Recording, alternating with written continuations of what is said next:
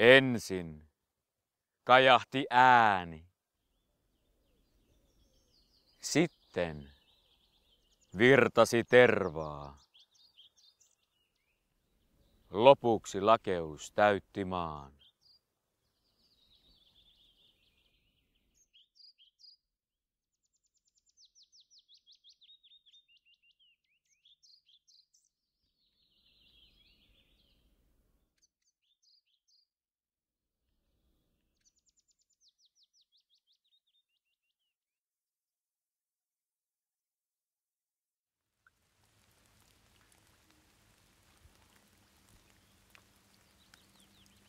Rantakivissä minua viehättää niiden voima vastustaa kättä.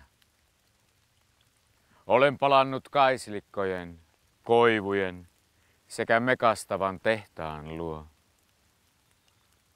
Merenrantakaupungin korttelit on kaavoitettu palvelemaan ahneutta sekä kulutusta. Arkkitehtuurista puuttuvat hekuma ja rytmi. Koko kaupungin kattavassa onnettomuudessa uppoan muistoihini. Lohdukseni henkeni rapisee ulkomaista hiekkaa, vaikka saareen syöksymiseen pakotti keuhkoihini tunkeutunut luoti.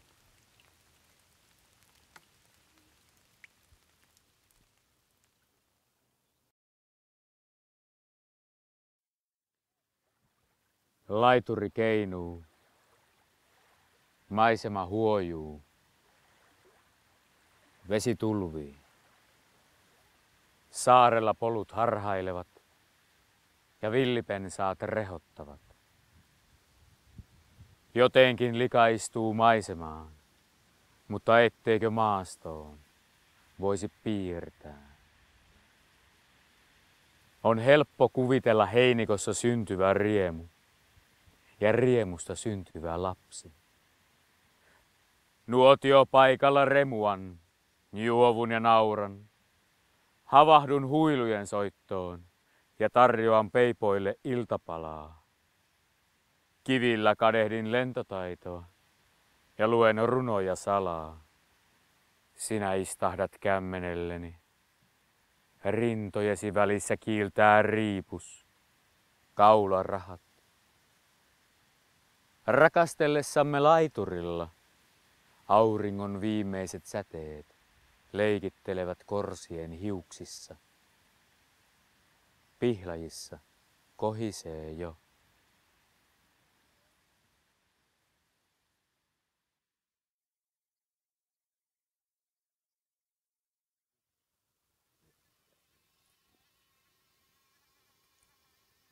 Öisin tanssin kaupunki ontuu toisin.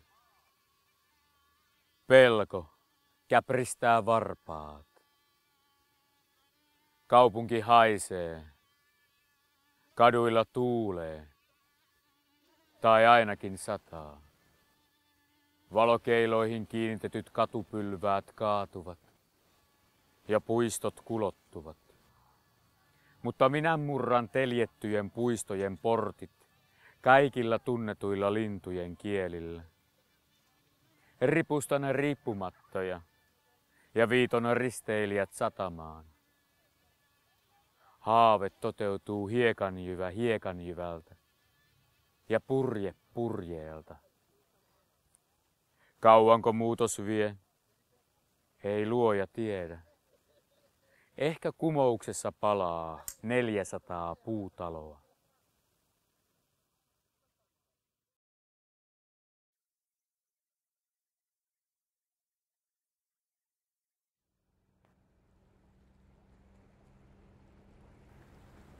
Tulisiko veistosten soittaa, juosta vai unohtaa?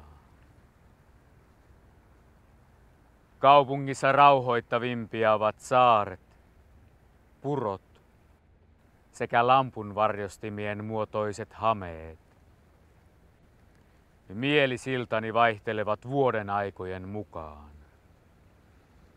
Vedenpinta toistaa asukkaat, korjaan miltä he näyttävät sisältä. Matalat aallot hiovat varpaat, kävelytyylistä erotan pyörävarkaat. Olkoon kaupunki ahdas ja matala, en omista käsiasetta, ollakseni onnellinen. Ja kun tarpeeksi moni kahlaa mereen, väki murtaa aallon.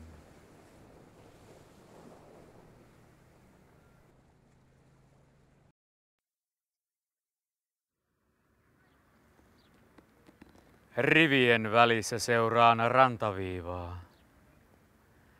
Metsässä lymyäisin lapsuus, mutta ei epäreiluista lähtökohdista enempää. Jonnekin sitä syntyy ja johonkin menehtyy. Kuvakäsikirjoituksessa tuomiokirkko tuomitsee langenneet. Monesko saariluoto lienee, kuka näitä laskee? Betonin ja lasin uumeniin on kätketty runot, romaanit sekä näytelmät. Ehkä tarkoitus pyhittää keinotekoiset saaret. Laatoituksille on raahattu kukkaistutuksia. Muuta ei ole tehty, eikä tehtävissä. Paitsi että kortit on jotenkin merkittävä etukäteen. Jos horjahtaa veteen, vajoaa, tummuu ja ruostuu. Mutta jätettäköön hukkumistilastot, kaupunki palaa. Tuijottaessani kuvajaistani sanelukoneen laukaisimesta ymmärrän, että kannan lintuhäkissäni kiveä. Se tarkoittaa, että olen patsas.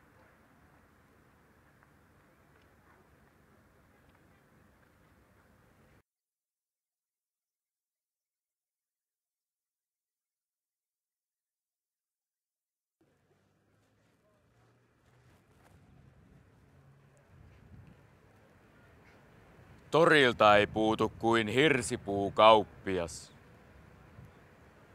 Kauppahalli odottaa maailman loppua.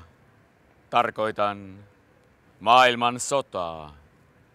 Mutta etteikö se räjähdyksistä ja sirpaleista selviäisi. Minä olen metsästänyt riemun tunnetta köyden jatkona 400 vuotta.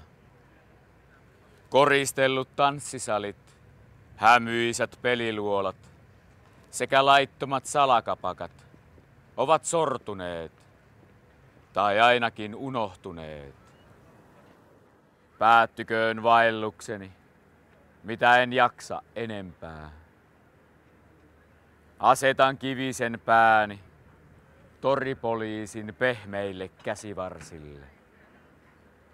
Sinä pujahdat punaisessa yöpaidassasi viereeni ja toivotat lempeitä lampaita laskettavaksi. Seuraajamme valokuvaavat itsensä kanssamme, ehdottoman valmiina lentoon.